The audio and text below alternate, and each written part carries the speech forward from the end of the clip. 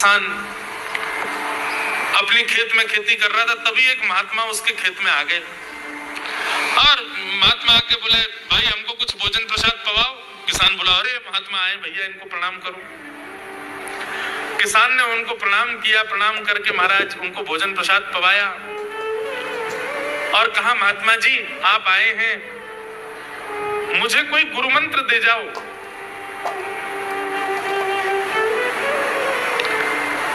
महात्मा जी ने सुंदर गुरु मंत्र दिया, द्वादशाक्षर मंत्र दिया। बोले ये तो बहुत कठिन है, इतना कठिन नहीं, सरल सा दो। अष्टाक्षर मंत्र दे दिया। बोले ये भी कठिन है, कोई और सरल दे दो। महात्मा बोले कुछ नहीं, तुम इतना कृष्ण चंद्र बोल दिया करो बस। कृष्ण चंद्र बोले, हाँ इसी का नाम, यही तुम्हारा गुरु मंत्र है। कितना भोला बेचारा याद करने लगा, उसको याद ही नहीं हुए कृष्ण चंद्र कृष्ण चंद्र कृष्ण चंद्र। अब भूल ना जाऊं इसके लिए बोलता रहता था 24 घंटे, कृष्ण चंद्र कृष्ण चंद्र कृष्ण चंद्र। अपने खेत में हल जोत रहा था, कृष्ण चंद्र बोल रहा था। इतने में उसकी पत्नी आ गई, अरे सुनो तुम्हारे लिए भोजन लाई हूं, जल्दी कर लो। बोले कृष्ण चंद्र कृष्ण चंद्र कृष्ण चंद्र। पत्नी पीछे लग गई, पीछे, भोजन तो कर लो, रोटी तो खा लो, ठंडी हो जाएगी। बोले अरे तू पीछे मत पड़, मैं भूल जाऊंगा, गुरुजी ने मंत्र दिया मुझको।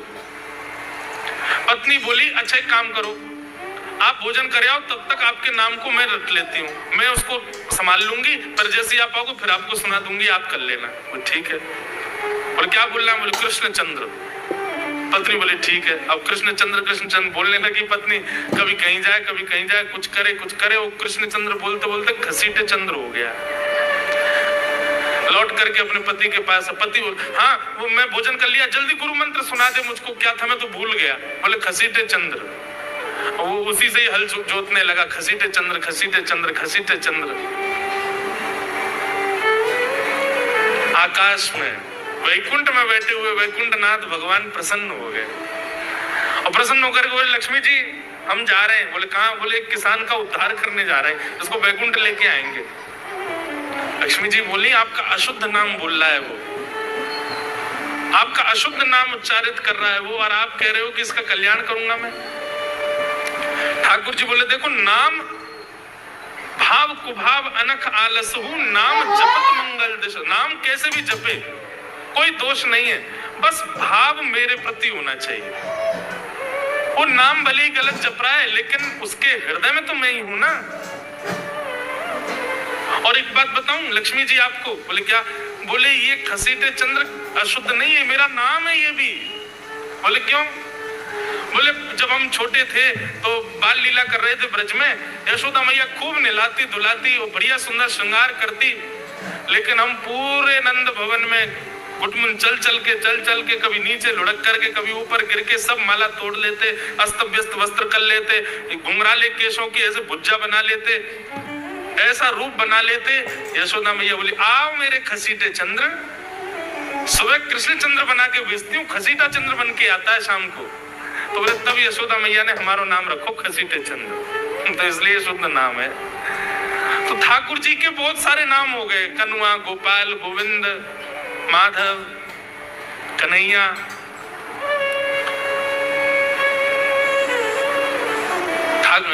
यशोदा जी का प्रिय नाम है कन्हैया। मैया लाल जी को इसी नाम से पुकारती है। ठाकुर जी अब धीरे धीरे 3.5 वर्ष के हो गए, और जैसे ही 3.5 वर्ष के भय महाराज, मानो जैसे उनके शरीर में स्प्रिंग एक्टिवेट हो गई हो। इतना ऊधम मचाते हैं, इतना ऊधम मचाते हैं, पूरी गोकुल की नाक में दम कर रखा ठाकुर जी ने। यशोदा मैया ने लाल जी को नूपुर पहना रखे। सवेरे जैसे ही ठाकुर जी उठते हैं, नूपुरों की आवाज आती है तो यशोदा मैया तुरंत रसोई घर से दौड़ के जाती है लाला के पास। लेकिन ठाकुर जी इतने चतुर हैं, यमुना तट पे जाते हैं और नूपुरों में बालू भर लाते हैं कि कल नूपुर आवाज नहीं करेंगे, सुबह उठ के हम घर से भाग जाएंगे कहीं और, मैया को पता ही ना चलेगी। ऐसा उधम मचा में श्री सुखदेव जी वर्णन कर रहे हैं, श्रृंग्यग्निड्यं शशि जल द्विज कंटकेभ्यः क्रीडा परावति चलौ स्वसुतौ निषेधुं गुह्यानि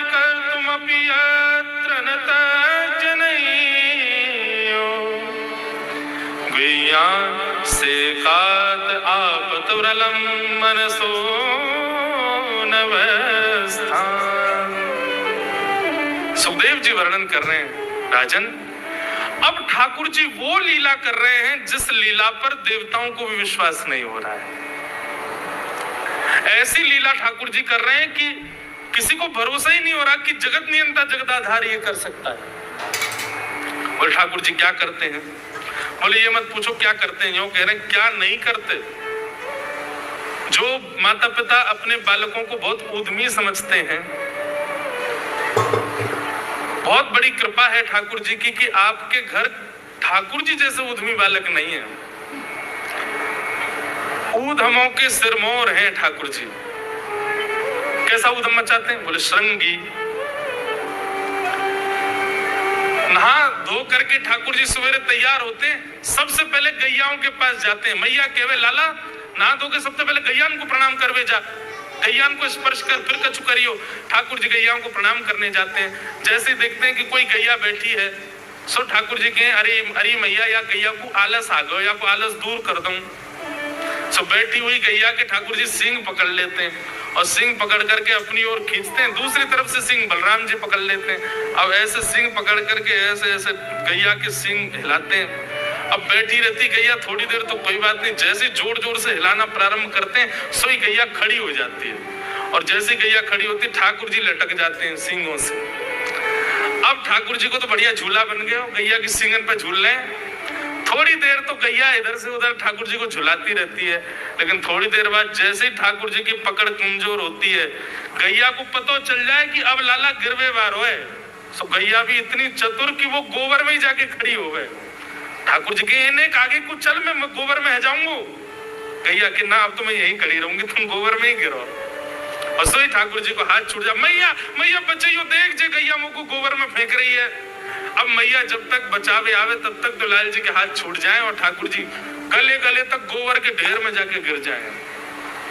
पर यशोदा मैया निकाले, कितनों सजाए लो, कितनों ए लाला तू वैसे ही कारो, ऊपर से मैं तो को बढ़िया सुंदर बना के रखूं, लेकिन तू घूम फिर गया गोबर में ही आके चौं खेले। मुझको तो लगे तू पूर्व जन्म को सूकर दिखे। ठाकुर जी मन मन मुस्कुरा रहे, हाँ मैया जे बरा भगवान को अवतार भयो ना, जाने पृथ्वी की रक्षा करी हिरण्याक्ष थे।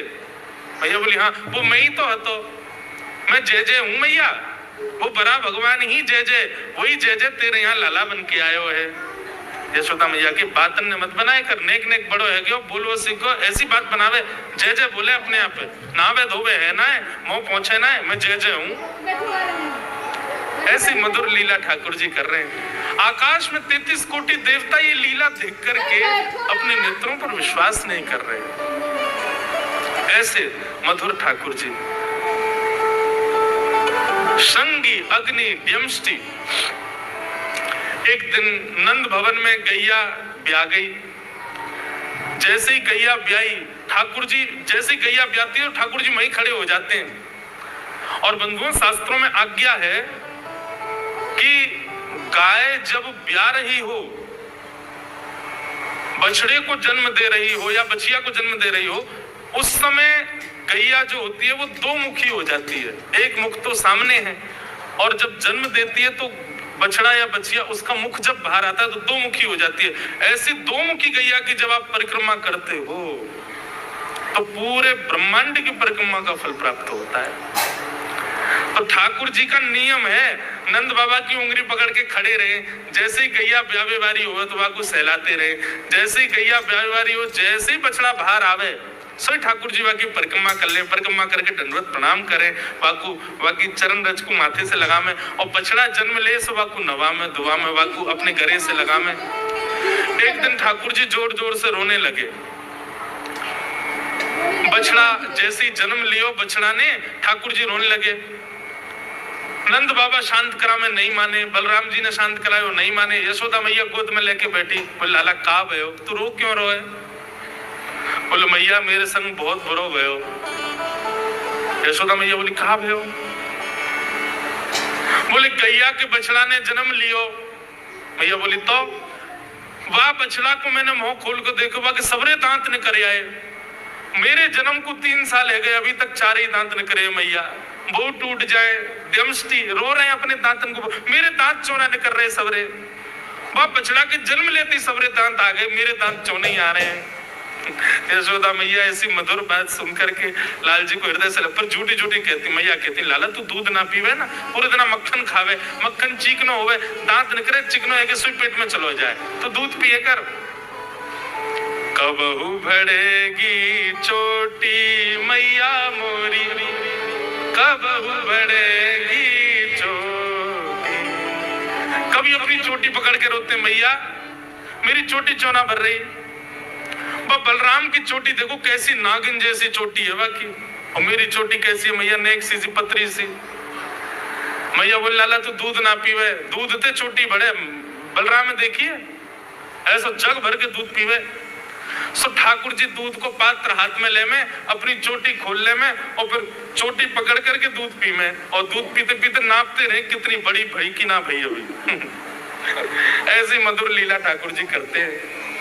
ऐसी लीलाएं हैं ठाकुर जी की कि उन लीलाओं को सुनकर के जो ज्ञान के मार्ग को नहीं समझ पाते, जो वैराग्य के मार्ग को नहीं समझ पाते, जो ज्ञान और वैराग्य से ठाकुर जी को प्राप्त नहीं कर पाते, वो इन लीलाओं से ठाकुर जी के हो ही जाएंगे। ऐसी लीला है। और क्या करते हैं ठाकुर जी? बोले द्विजकंटकेभ्य,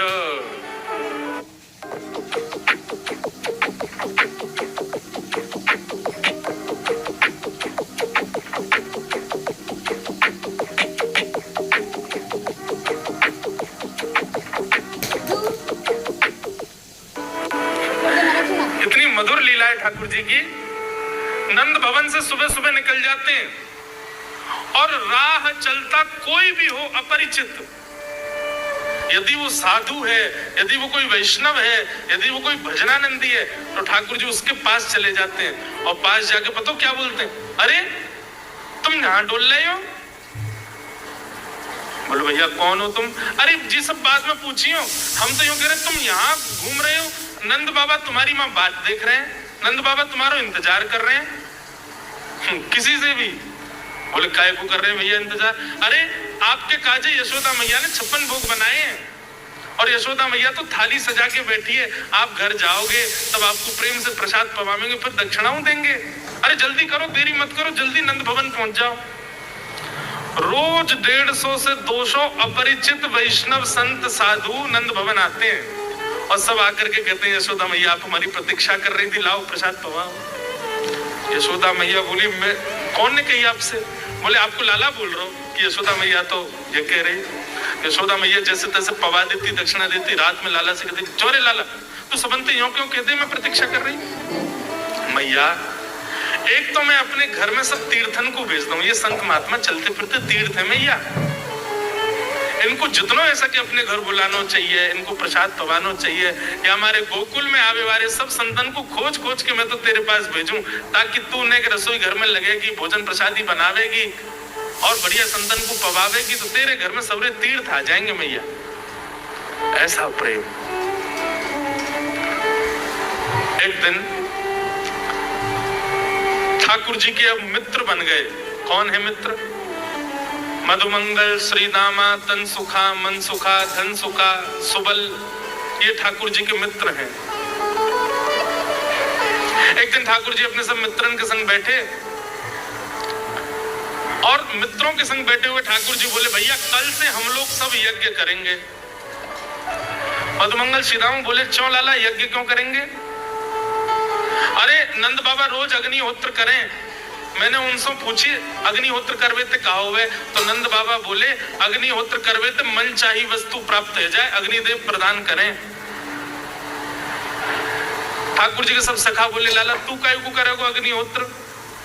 बोले अग्निहोत्र करेंगे, अग्निदेव को प्रसन्न करके कहेंगे हमारी सुंदर सी बहू आ जाए, पास से हमारा ब्याह हो जाए, अग्निदेव की प्रतीक्षा करेंगे, अग्निदेव को प्रतिष्ठान करेंगे। सब श्रीदामा मधुमंगल 3.5 वर्ष के ठाकुर जी, सोचो 3.5 वर्ष के ठाकुर जी, सखा कितने बड़े बड़े होंगे। नेक्स्ट से सबरे सखा बैठ गए, सूखे पत्ता इकट्ठे करके अग्नि प्रज्वलित कर ली, सूखे पत्ता को चूरो बना के आपस में बांट लियो। ठाकुर जी आचार्य बन के बैठ गए और बोले सुनो मैं मंत्र बोलूंगा और जैसी कहूं स्वाहा सबरे डालियो, और नेक भी यदि तुमने चूक करी ना, नेक भी मैंने स्वाहा बोली और तुमने नहीं डालो, तो फिर मोते मत कहियो। यदि तुम्हारी पत्नी कांडी आ जाए, एक हाथे लूली आ जाए, लंगड़ी आ जाए, तो समय पर स्वाहा करना पड़ेगा। सब ग्वाल बाल बोले जो कहेगो लाला सो करेंगे, तू करवा। ठाकुर जी ओम नमः स्वाहा, सब स्वाहा, सब एक संग डालते। हे श्री रामा तू देरी ते डाले, देख लियो लंगड़ी आ जाएगी तेरी बहू, अग्निदेव को प्रसन्न करो। इस प्रकार ठाकुर जी सब ग्वाल बालों के संग खेलते हैं। ग्वाल बाल बोले लाला यज्ञ तो है गयो, अब ब्राह्मणन को भोजन के काजे बुलाओ, यज्ञ के बाद ब्राह्मण भोज होना चाहिए। तो ठाकुर जी अपने सब ग्वाल बालों की उंगली पकड़ करके पूरे गोकुल में जाते हैं, ब्राह्मणों के घर जाकर के कहते हैं आज नंद भवन में बढ़िया उत्सव भयो है, बढ़िया यज्ञ भयो है, भोजन के काजे शाम को आपको परिवार सहित आनो है। सबन को निमंत्रण दिया मैं। अब महाराज नंद भवन से जब निमंत्रण आता है तो ब्राह्मण लोग ब्राह्मणी से कहते हैं कि आज चूल्हा मत जलाना। क्यों? अरे नंद भवन में भोजन की सूचना मिलती है तो 3 दिन से भूखे रहते हैं ब्राह्मण। क्यों? इतना खवाएंगे नंद बाबा, इतना खवाएंगी यशोदा मैया की पेट भर जाएगा, 2 दिन तक भूख भी ना लगेगी, इतना भोजन करना पड़े। ए ब्राह्मणी चूल्हा मत जलाई और सुन नमक को पानी और दे दे। नमक को पानी पी पी करके भूख बढ़ाते हैं अपनी। बोले शाम को जाएंगे और बढ़िया चकाचक महाराज 56 भोग पाएंगे। शाम का समय हुआ, सैकड़ों हजारों ब्राह्मण आकर के नंद भवन के बाहर खड़े हो गए। यशोदा मैया ने अटारी से जैसे ही देखा इतने सारे ब्राह्मण, यशोदा मैया उतर करके आई, बोली आओ भगवान पधारो, सबन को जय श्री कृष्ण, सबन को प्रणाम। जे बताओ आज मेरे द्वार पर आप सबन को एक साथ आने को कारण कहा है? किसी को निमंत्रण देकर के और फिर पूछो कारण क्या है, बड़ा अजीब लगता है। किसी को आपने बुलाया भोजन पे, वो बेचारा आ गया, फिर आपको बताओ भैया कैसे आए, कितना अजीब लगे। ब्राह्मण बोले मैया तो हम तो पूछ रही हो यह बात, अरे सवेरे तो भूखे प्यासे बैठे, जल्दी भोजन पवाओ। आपके यहाँ यज्ञ भयो, यज्ञ की पूर्ण आहुति की प्रसादी पावे आए हैं, और कहीं क्यों आए हैं? यशोदा मैया बोली कौन सा यज्ञ, कब भयो यज्ञ, कौन सी पूर्ण आहुति? ऐसा कछु ना भयो हमारे यहाँ, आप लोगों को कोई गलत जानकारी मिली है, कौन ने कही आपसे? ब्राह्मणों के नेत्रों में आंसू आ गए। बोले मैया एक तुम सवेरे से भूखे, ऊपर से ब्राह्मणी से मना और करे आए कि तू चूल्हा मत जलाइयो। ब्राह्मणी भी बात निहार रही है कि डिब्बा में लेके आएंगे हमारे काजे भी भोजन, खाली हाथ गए तो ब्राह्मणी डांटेगी अलग। मैया तेरो लाला सवेरे सवेरे आयो और सब ग्वाल बालन के संग आके हमसे कह के गयो यज्ञ भयो, यज्ञ की पूर्ण आहुति में भोजन करवे सबन को आनो है, हम तो यही मारे चले आए। यशोदा मैया बोली लाला तो कैसे बचूं मैं, पूरे दिन कम से कम 2-2.5 हजार लोगों को निमंत्रण ऐसे ही देते रहे। यशोदा मैया बोली आपकी व्यवस्था करूं, लेकिन पहले यार लाला को तो देखूं मैं, है कहाँ ये? नंद भवन के पीछे बगीचा में ठाकुर जी अपने सब ग्वाल बालन के संग खेल रहे। यशोदा मैया गई, जाकर के बुलाए, ए लाला ओ कन्हैया यहाँ पे आ। ठाकुर जी ने जैसी देखी यशोदा मैया बुला रही है, लेकिन यशोदा मैया के संग जे कौन खड़े हैं? ए श्रीदामा मधुमंगल। बोले हाँ ये तो सांची में आ गए सबरे ब्राह्मण, हम तो ऐसे खेल खेल में निमंत्रण दे के आए इनको। मैया बहुत मारेगी भैया, मैं अकेला नहीं जाऊंगा, तुम भी चलो मेरे संग। यदि मुंह में एक थप्पड़ पड़ो तो तुम मुंह पड़वाऊंगा, मैया बहुत मारेगी आज। और मधुमंगल श्रीदामा जबरदस्ती उनको हाथ पकड़ के ठाकुर जी ले गए। हाँ मैया बता क्या कह रही? मैया ने कान पकड़ो, अरे लाला जो जो बड़ो है तो जा रहा हो, तेरी उदमन की सल ना है पड़े। काकियो तेने? बोले काकियो मैंने। ये सब कौन है? मोह का पतो कौन है? मैं ना जानू मैया इन्हें। बोले ये सब रे ब्राह्मण है हमारे गोकुल के, और सब यूं कह रहे हैं तेने इनके घर जाके इनको सबन को निमंत्रण दियो, क्योंकि हमारे यहाँ यज्ञ भयो, आकर के आप सबन को भोजन पानो है। मैया तेरी सौगंध खा के कह रहा हूँ, मुझको तो जीव ना पता इनको घर कौन सी गली में, झूठ बोल रहे हैं सब रे, मैंने निमंत्रण ना दियो। ब्राह्मण सब बोले मैया देखो कैसे सफेद झूठ बोल रहे हैं आपके आगे। मैया बोली सच बता, तेने निमंत्रण क्यों दियो? अब ठाकुर जी बोले मैया बताऊं? बोले बता। बोले हम खेल खेल को यज्ञ कर रहे, वह यज्ञ में सामग्री नहीं, वह यज्ञ में मंत्र बोलने वाले भी ना है, वह यज्ञ में कोई ब्राह्मण भी ना हो, हम आपस में ही सब यज्ञ कर रहे। भाई यज्ञ के बाद ये मधुमंगल बोलो ब्राह्मण भोजन होना चाहिए, तो हमने इन ब्राह्मणों को न्योता दे दियो। मैया बोली अब ये ब्राह्मण आगे कहाँ पवाऊं? बोले मैया देख सीधी बात है, यहाँ में ज्यादा चिंता करने की कोई बात ही ना है।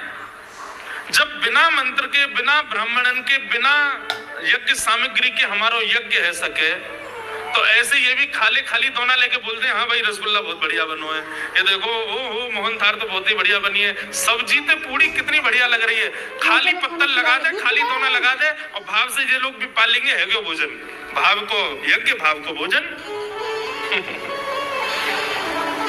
ब्राह्मणों को बंधुओं गुस्सा, ठाकुर जी की लीला पे किसी को क्रोध नहीं आता, सब हंस जाते। पर यशोदा मैया आधी रात में रसोई बनाती है, सब ब्राह्मणों को पवाती है और इतना बनाती है कि उनके घर भिजवाती है। मैया बोले लाला इतना काम करावे। बोले मैया तू बैठी बैठी ने मोटी है गई है, हमारे मुंह को लगे तो पूरे दिन लगी रहकर रसोई में कचू कचू बनाती रहकर। ऐसे ठाकुर जी की मधुर लीला। बंधुओं भगवान ने चोरी क्यों की? अभी तक चोरी शुरू नहीं हुई ठाकुर जी की। अभी चोरी का प्रसंग कैसे प्रारंभ होता है? एक दिन ठाकुर जी अपने ग्वाल वालों के संग खेल रहे थे, तो ठाकुर जी ने ऐसे खेल खेल में श्रीदामा को धक्का दिया, श्रीदामा गिर गया, बहुत जोर से रोया। ठाकुर जी बोले अरे भैया शांत है जा, लग गई। अरे ठीक है अब शांत है जा, लेकिन श्रीदामा शांत नहीं हो गए। ठाकुर जी बोले तुम कैसे हो?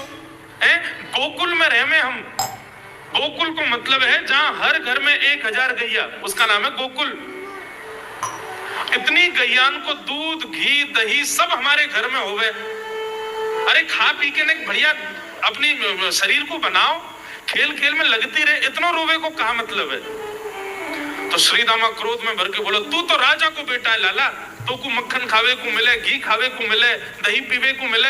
हम लोग तो बेचारे गरीब ब्रजवासी हैं, हम लोग जितना दूध घी दही बना में सब कंस के लोग ले जामे हमारे यहाँ से।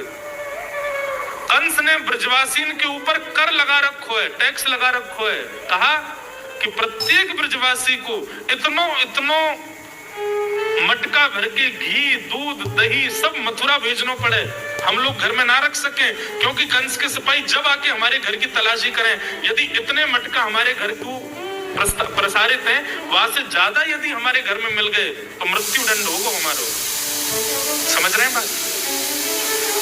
कंस ने पूरे ब्रजवासियों को कह रखा है कि हर घर में 4 मटकी से ज्यादा नहीं होनी चाहिए, उससे अधिक आने वाला दूध घी दही ये सब मथुरा भेजना है। और यहाँ हर ब्रजवासी के यहाँ 1000 गैया, और 1000 गैयाओं का जितना दूध घी दही होता है उसमें से 4 मटकी केवल घर में रहती हैं, बाकी सब मथुरा भेजना पड़ता है। या हमारे लाला हम लोगन को खावे पीवे को ना मिले, तू तो राजा को बेटा है, तेरे नंद बाबा तो गोकुल के राजा हैं, या हमारे तो को तो खूब छूट है, हम लोगन को छूट ना है। ठाकुर जी बोले ये बात है? हाँ। ठाकुर जी बोले मेहनत करें हम, गैया को पाले हम, गैया को घास खवावे हम, गैया की सेवा करें हम, और दूध पीवे को वो राक्षस कंस।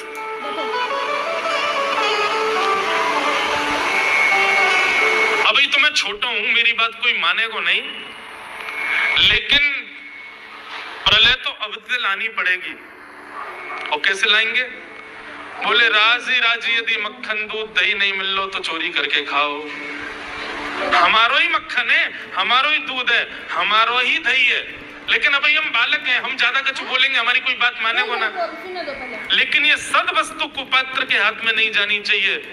राजी राजी नहीं मिलता तो चोरी करके खाओ। जब कर देवे को नंबर आवेगो तो सब पूछेंगे भाई कहाँ गए मक्खन दूध दही? बोले घर में तो है ना। बोले तो कहाँ गए? बोले चोर चोरी कर ले गए। और यही भाव से हम ब्रजवासी को खावे पीवे को मिले करेगो। मधुमंगल श्रीराम बोले लाला तू जो कहेगो सो करेंगे, लेकिन चोरी नहीं करेंगे। ठाकुर जी बोले तो ठीक है, कल से तुम लोग अलग खेलो, मैं और दाऊ दादा अलग खेलेंगे, हमारे संग मत खेलना। मधुमंगल सीताराम बोले अरे लाला तू ना जाने, मैया यो के लाला जो चाहे करियो, चोरी मत करियो, चोरी करवे तो ब्याह ना होवे। ठाकुर जी बोले ब्याह की पड़ रही है तो है ब्याह ना होवे, ऐसो पत्र पूछ रहा सो है गयो, पत्रो दुबरो सो तू सीख जैसो है गयो, तो कौन ब्याह करेगा ऐसे?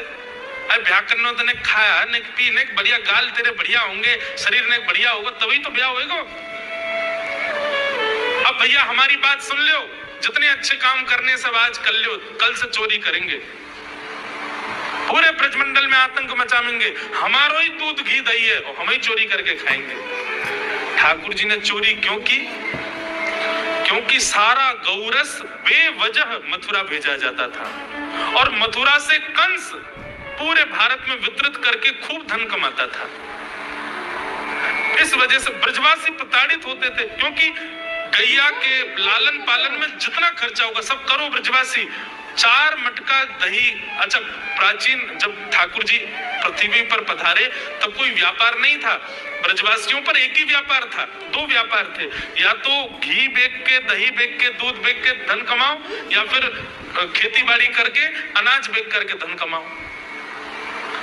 वही तो व्यापार था। उसमें भी 4 मटके मिलते थे, 4 में से 3 को तो बेच देते थे, 1 में पूरा घर चलता था। ये हालत थी ब्रज की। इसलिए ठाकुर जी ने कहा कि भैया राजी राजी नहीं तो गैर राजी, हम जितने बाकी की मटकी मथुरा भेजे वाली उनको सबन को तोड़ फोड़ करेंगे, उनमें से मक्खन निकाल निकाल के खाएंगे, एक दूसरे को खवाएंगे और सब यहीं रहेगो, मथुरा नहीं जाएगो कछु भी। इसलिए ठाकुर जी ने चोरी की।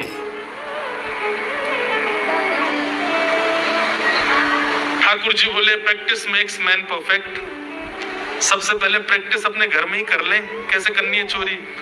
सो अगले दिन ठाकुर जी सवेरे उठे, देखने लगे यशोदा मैया देख तो नहीं रही, और ठाकुर जी चुपचाप गए महाराज जहां पर सारे मक्खन दूध दही रखे, वहां पहुंच गए गौरस भंडार में।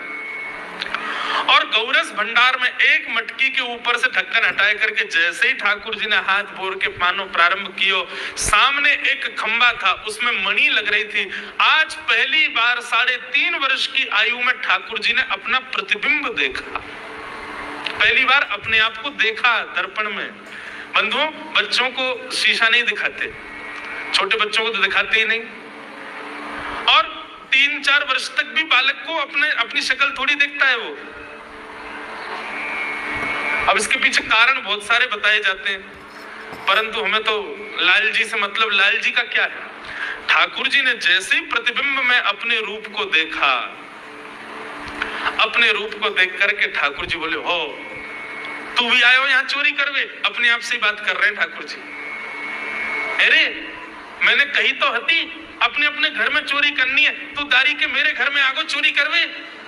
ठाकुर जी अपने प्रतिबिंब से बात कर रहे हैं।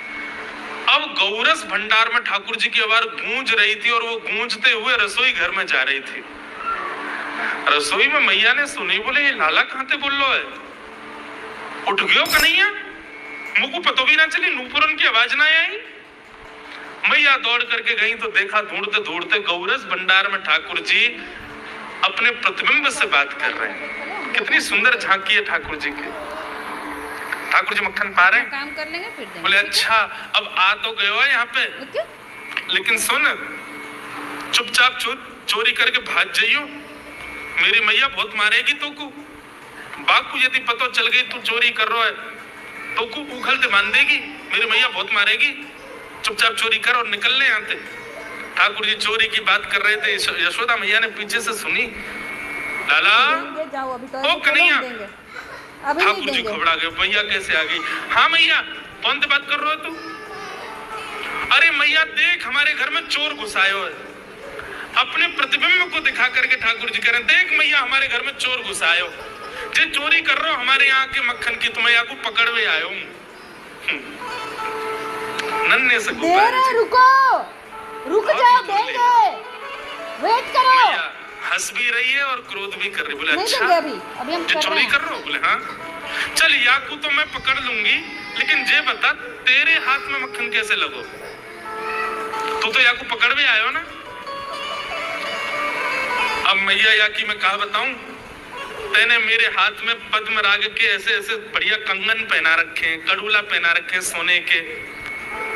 जब मैं धूप में निकलूं ना तो धूप की किरण से मुंह को बहुत जलन है जाए हाथ में, तो कल मेरे सखा मधुमंगल ने मोसो कही, बोले लाला जे जलन तेरी दूर रह जाएगी, तू मक्खन में हाथ बोर लियो अपनो, सो तेरी जलन दूर रह जाएगी। या हमारे भैया जलन हटावे के काजे मैंने हाथ बोरो है। भैया बोली अच्छा चल लाला, यहाँ तो तेरी जलन है नहीं और यहाँ मक्खन कैसे लगो? ठाकुर जी बोले मैया मैं अपनी जलन दूर कर रहा हूँ। इतने में जन कहा एक मक्खी आके मेरे मुंह पे बैठ गई। बाकू उड़ावे के काज मैंने जैसे मुंह पे हाथ किया सो मक्खन मेरे मुंह पे लग गया। मैया बोलो ना खेलेगा तो 5 मिनट मांग रहा बोली लाला तू चोरी भी करन लगो और झूठ भी बोलने लगो। मैं सिंगालो तलिया से मुंह इसका सिर मुंह पूरा। मैया ने गोदी में बैठा लिए लाला, बोले लाला तू चोरी नहीं करेगो, तू मेरी सौगंध खा, तू आज के बाद चोरी नहीं करेगो। ठाकुर जी बोले नहीं करूंगा मैया, लेकिन एक वचन दे। बोले कहा चाहिए वचन में? बोले पहले वचन दे जो मांगूंगा सो देगी। मैया बोली जो मांगेगा सो दूंगी, चोरी छोड़ दे।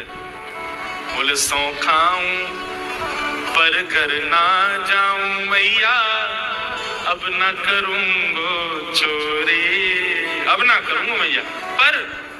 पर सांची कह कब लावेगी मोकू तो दुल्हन गोरी। भैया मैं चोरी छोड़ दूंगा, आज नहीं बंद, पर यूं बता मेरा ब्याह कब करावेगी? मैया बोली लाला तू अभी नेक्सो सो तो है, छोटो सो तो है, अनेक बड़ो है, जा फिर तेरे ब्याह कर दूंगी।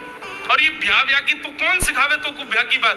बोले मैया ये श्री दामा मुझको भरतो रे पूरे दिन, तू ब्याह कर ले, तेरी उम्र है गई, बुढ़ापा आ जाएगा। मैया बोली आप मधुमंगल है तो मैं बताऊंगी, 3.5 वर्ष के छोरा दियो करो बुढ़ापा आ जाएगा। अभी खड़ो है वो सीखो, अभी बोलना सीखो, यानी दांत भी पूरे न आए और ब्याह की बात करे। बोले मैया मैं यो थोड़ी करूं, मुझको बड़ी बहू लिया, छोटी सी लिया, इतनी बड़ी लिया कि जेब में धर के मैं गैया चरावे चलो जाया करूं, ऐसी बहू लिया मुझको।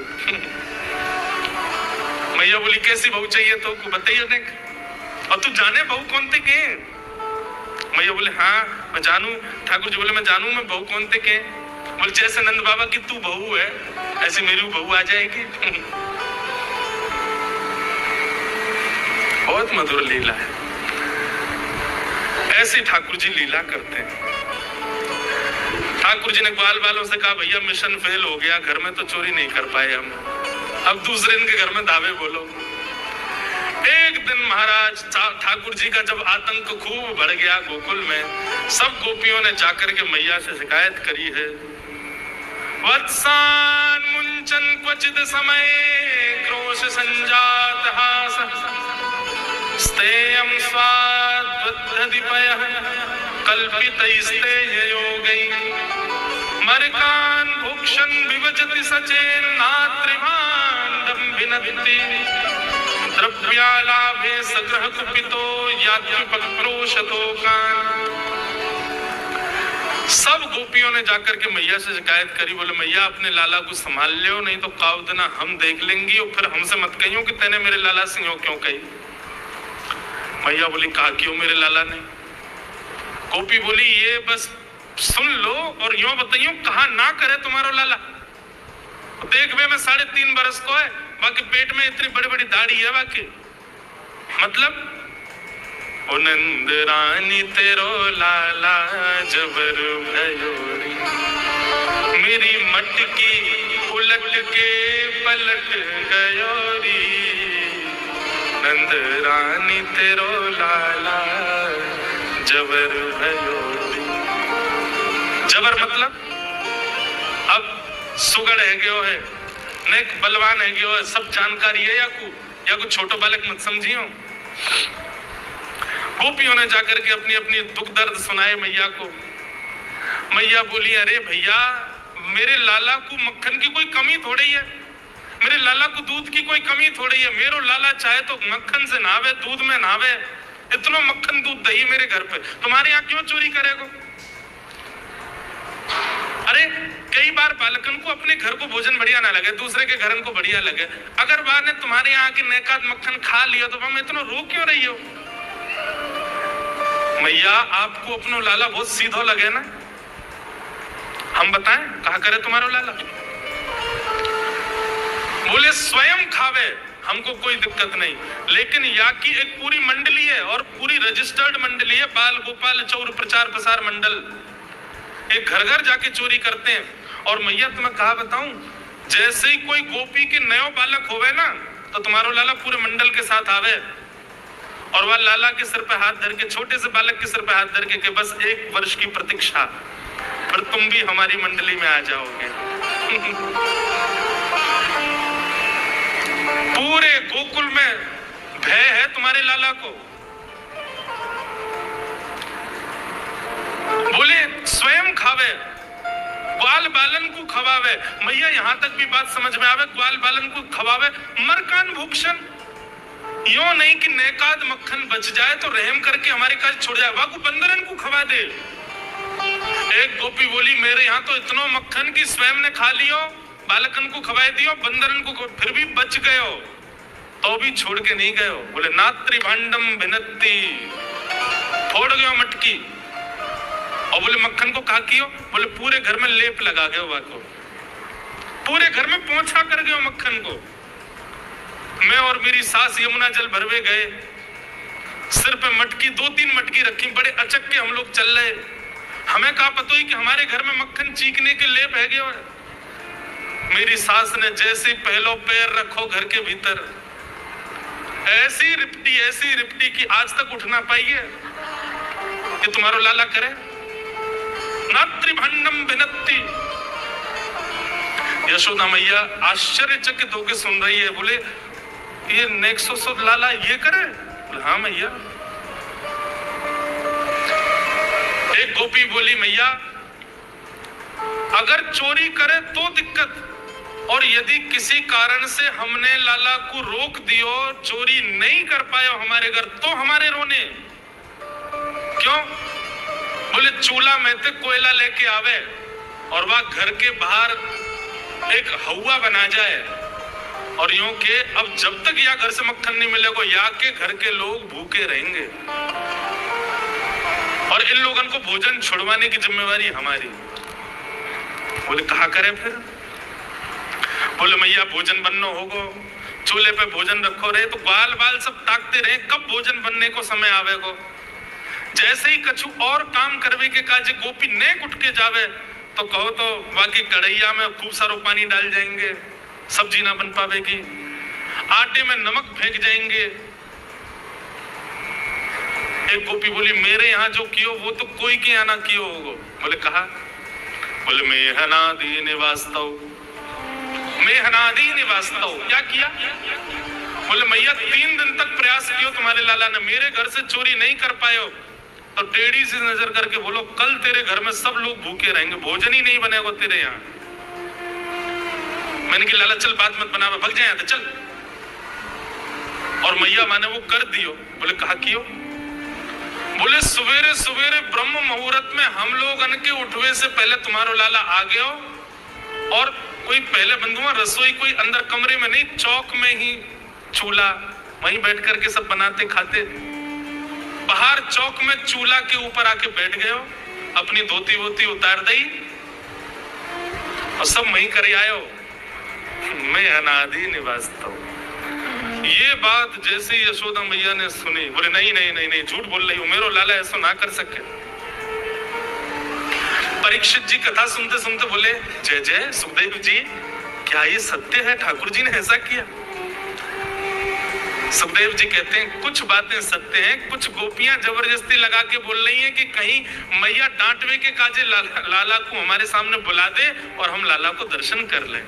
ये गोपियां उल्हाने लेकर के लाला को देखने आई हैं। इनमें से कुछ बातें तो सत्य हैं, पर ये सब बातें इतनी सत्य नहीं है। ये सब तो जबरदस्ती गोपियां बोल रही हैं, क्यों? ताकि मैया नाराज हो जाए और लाला को हमारे सामने अभी डांटे तो रूठे हुए लाला को मुख हम देख लेंगे। बहुत सारी लीलाएं हैं, मैंने कई तो अभी बताई नहीं है, इतने मधुर मधुर लीला उधम करते हैं ठाकुर जी। इस प्रकार ठाकुर जी पूरे ब्रजमंडल में गौ रस को चोरी करते हैं। वास्तव में मक्खन नहीं, ब्रजवासियों के मन को चुरा रहे हैं ठाकुर जी। सबकी एक ही आशा है, श्री कृष्ण श्री कृष्ण श्री कृष्ण। सुबह से शाम तक पूरा ब्रजमंडल केवल कृष्ण को देखने के लिए जीता है। ऐसी ठाकुर जी की मधुर लीला।